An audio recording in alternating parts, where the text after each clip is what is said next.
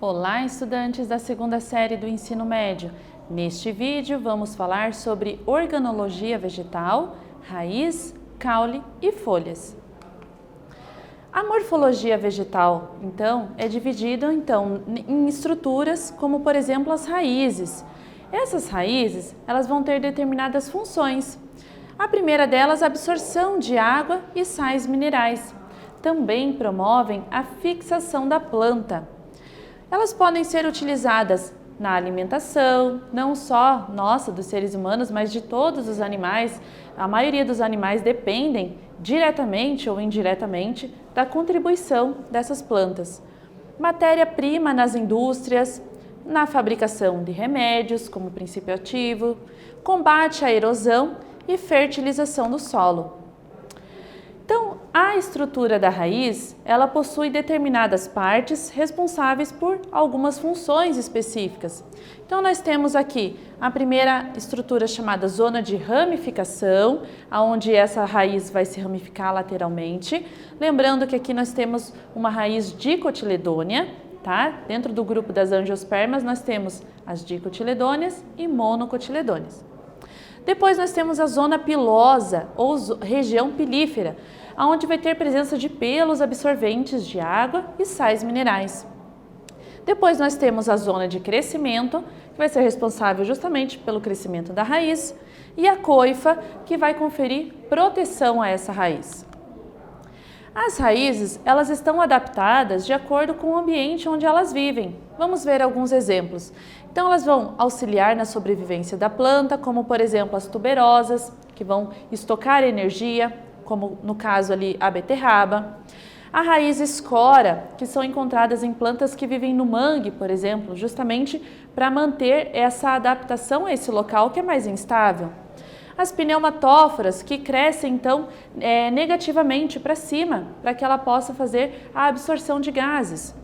As tabulares, que formam tábuas, justamente para promover uma fixação maior, principalmente de árvores de grande porte. E daí nós temos as raízes sugadoras, que são encontradas então em plantas parasitas, tá? O caule, ele vai ter a função de sustentação, tá? E vai ser responsável então pelo transporte de água e nutrientes. Nós temos então dois vasos condutores ali, o xilema e o floema, são os principais, e vão levar toda essa seiva para a planta. Então nós temos ali a cada folha um nó, e entre elas a gente chama de entrenós. Temos as gemas terminais, que ficam no alto da planta, ou gemas apicais, e as gemas axilares, que vão promover o crescimento lateral. Os tipos de caule, então, eles podem ser em árvore, arbusto e erva, dentro do grupo das angiospermas, nós dividimos nesses três, e eles estão relacionados com a adaptação ao ambiente. Temos do estilo estipe, haste, colmo, aéreo, o aéreo volúvel, por exemplo, encontrado na primavera, o tipo rastejante. Percebam então a variação existente conforme a sua adaptação ao ambiente. E as folhas? A função é realizar a fotossíntese, captar energia luminosa e fazer a transpiração. Também possuem formas e tamanhos variados, as suas nervuras vão ser diferentes, a presença, por exemplo, de cera em cima das folhas vão estar relacionadas ao processo que elas fazem. Essa morfologia das folhas, então, elas dependem da função ali dos estômatos.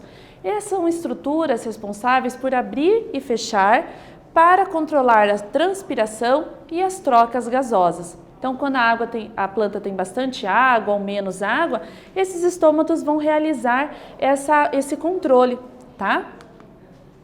E os tipos de folha, elas podem ser caducas, quando elas perdem suas folhas em uma época do ano, ou perenes, quando nunca perdem suas folhas. E aqui nós temos as diferenças de folhas dicotiledônea, monocotiledôneas, a diferença em suas nervuras, o formato, tudo isso vai estar relacionado com a adaptação dela ao ambiente. Neste vídeo, nós falamos sobre organologia vegetal, raiz, caule e folhas. Eu espero que vocês tenham gostado e até breve!